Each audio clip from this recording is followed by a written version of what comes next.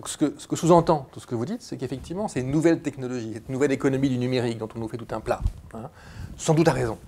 Eh bien, elle peut être tout et son contraire. C'est comme le pharmacon, quelque part, hein, dont on vous parlait. C'est à la fois le poison et son antidote. C'est un médicament, mais c'est aussi un poison.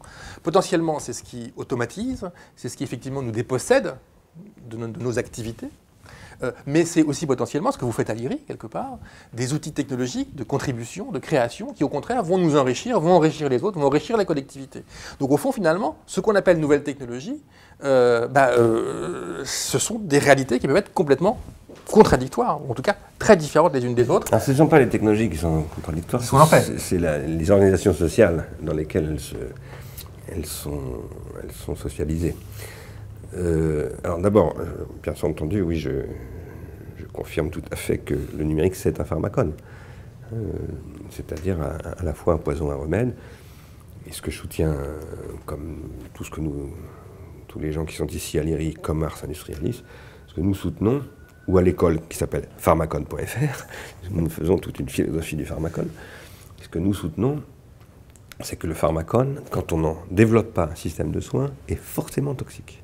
Donc, ou bien on a une politique du pharmacone, nous appelons ça une thérapeutique. Cette politique n'est pas forcément la décision de l'État ou de je sais pas quoi. Hein.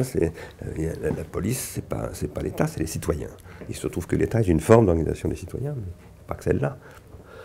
Ou bien, et les citoyens, ça peut être aussi des entrepreneurs. C'est pas une opposition nécessairement entre le monde économique et le monde politique. Hein.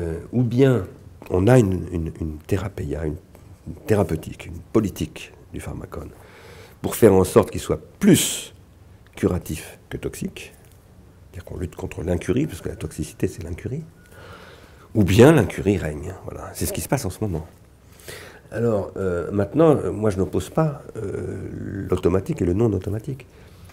Ici, à l'IRI, nous développons des systèmes qui reposent sur des automates. Mais ces automates, nous les utilisons pour produire de la désautomatisation. Si vous regardez comment marche Wikipédia avec lequel nous travaillons, nous sommes un partenaire de Wikipédia ici, et Wikipédia repose sur des robots qu'on appelle des bots, qui sont des algorithmes en fait. Et il y a de très très très nombreux robots qui travaillent en coopération avec les 800 000 contributeurs réguliers de Wikipédia. Il y a 800 000 contributeurs réguliers à Wikipédia, il y en a plusieurs millions irréguliers comme moi, et puis il y en a des centaines de millions qui ne sont que des consultants, des gens qui s'en servent. Et qui de temps en temps se disent tiens, je vais devenir contributeur parce que c'est un sujet que je connais, etc. Et ce qui est magnifique avec ça, c'est cette technologie est une technologie contributive par nature. Elle ouvre un espace d'externalité positive d'un nouveau genre où tout le monde peut mettre en valeur ce qu'il sait, peut aussi apprendre des savoirs pour ensuite les mettre en valeur. Mais ça repose sur des robots. Ce n'est pas une opposition entre un robot automatisé ou pas automatisé. C'est une opposition entre une automatisation mise au service de la prolétarisation généralisée d'un côté, ou bien mise au service de la déprolétarisation de l'autre. Parce que finalement, qu'est-ce que c'est que le logiciel libre, si j'y reviens? Le logiciel libre repose sur les automates aussi. Hein. Les communautés de logiciels libres exploitent des automates.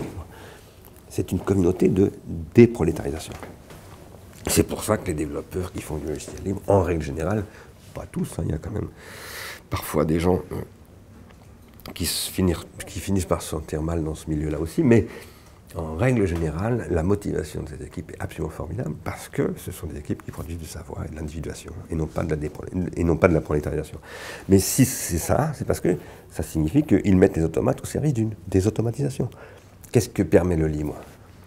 De sans cesse améliorer le système. Qu'est-ce que ça veut dire sans cesse améliorer le système? Ça veut dire le désautomatiser. Ça veut dire produire quelque chose que les automates n'avaient pas prévu. Donc vous voyez bien que c'est par l'exploitation de l'automatisme qu'on produit de la désautomatisation. Nous ici, en effet, à l'IRI, nous travaillons aujourd'hui, depuis 3 ans essentiellement, dans cette optique-là. Et nous y travaillons maintenant avec un consortium qui est assez important, parce que avec de très très grandes universités, dont certaines sont membres de l'IRI, comme l'Université de Tokyo, ou d'autres qui ne sont pas des membres de l'IRI, mais qui sont des partenaires, comme Berkeley et d'autres. Nous travaillons à réfléchir et à configurer une nouvelle conception du web, que nous appelons le web herméneutique, et qui est un web qui repose sur la désautomatisation, qui crée, sur la base de l'utilisation et de la valorisation d'automatismes, des communautés polémiques, des communautés de controverses, qui utilisent des outils d'interprétation pour pouvoir confronter des idées, et pas simplement des idées, des pratiques, des propositions en tout genre, artistiques ou autres, et qui, à travers ces confrontations, produisent ce qu'on appelle, dans le langage de la physique, de la négantropie, c'est-à-dire du ressourcement constant. C'est ça qui doit succéder à la destruction créatrice. La destruction créatrice est terminée. Maintenant, la destruction est devenue destructrice.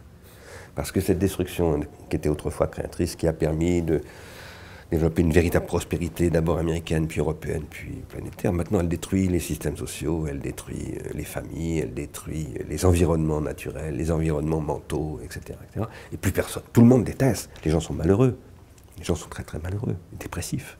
La dépression, les gens ne l'avouent pas, mais moi-même je suis très dépressif, moi. Je suis complètement accablé par ce monde. Moi. Et je me bats, alors je travaille beaucoup pour combattre ça, parce que le travail c'est un très bon médicament pour lutter contre la dépression, jusqu'à un certain point. Après, si on ne sait pas, si on laisse le travail se transformer en emploi, alors là, ça plonge. France Télécom, par exemple, il y a des problèmes de démotivation, parce que les gens ne voient pas. Pas d'horizon. Ils ne voient plus l'horizon. Il y en a qui en arrivent à se suicider. Donc, voilà. Il y a un enjeu là, absolument fondamental, et cet enjeu, il faut le prendre dans toutes ses dimensions. Nous disons, le web qui est apparu il y a 25 ans, qui s'est socialisé il y a 21 ans, presque exactement 21 ans dans quelques jours, le web a créé un nouvel espace qui permet de développer des espaces de travail, sans rémunération, non salariés, sans emploi. Il faut maintenant créer un nouveau web qui va permettre de valoriser cela beaucoup plus. Je dis un nouveau web parce que le web qui a été créé il y a 20 ans, qui a été socialisé il y a 20 ans, a progressivement été détourné par les grands acteurs, dont Google et Facebook, pour en faire finalement un espace essentiellement de production de valeur d'échange. Et donc, il y a un blues en ce moment, nous appelons Ars Industries, nous appelons ça le blues du net. Il y a un blues du côté des activistes. D'ailleurs, il y a une baisse très forte en ce moment d'activité des activistes, parce qu'ils se mettent à douter. Et s'ils se mettent à douter, c'est parce qu'en effet, depuis quelques années, depuis 5-6 ans, surtout depuis l'apparition des réseaux sociaux, c'est ce que Gert Loving a très bien montré en Hollande, il y a quelque chose qui a changé dans le web, avec l'apparition de ce qu'on appelle les plateformes. Et là, on n'est plus dans le contributif. Donc il y a une destruction qui est en train de se faire, une spoliation par ces prédateurs de data, comme on les appelle. Ce sont ceux qui prennent de la donnée, mais qui ne la rendent pas. Et ça, c'est en train de casser l'esprit du web. Nous pensons que l'Europe a une carte formidable à jouer. Et les grands groupes d'opérateurs télécoms, d'équipementiers, d'informatique, de logiciels, doivent mener une politique qui est le développement de ce que nous appelons le web herméneutique. Le web herméneutique, c'est un web qui ne repose plus sur ce modèle-là, et qui en particulier est un web qui permet vraiment de produire de la valorisation de savoir.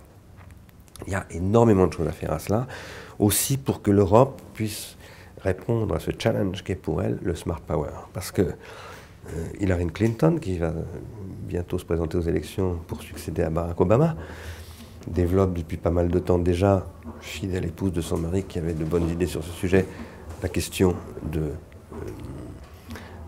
ce qu'on appelle le smart power. Et le smart power, c'est ce qui, si on ne fait rien, va détruire les universités européennes, les éditeurs européens, les revues européennes, les industries culturelles européennes, et qui va faire que l'Europe va devenir une espèce de colonie de l'Amérique du Nord, ou de la Chine. Merci. Voilà.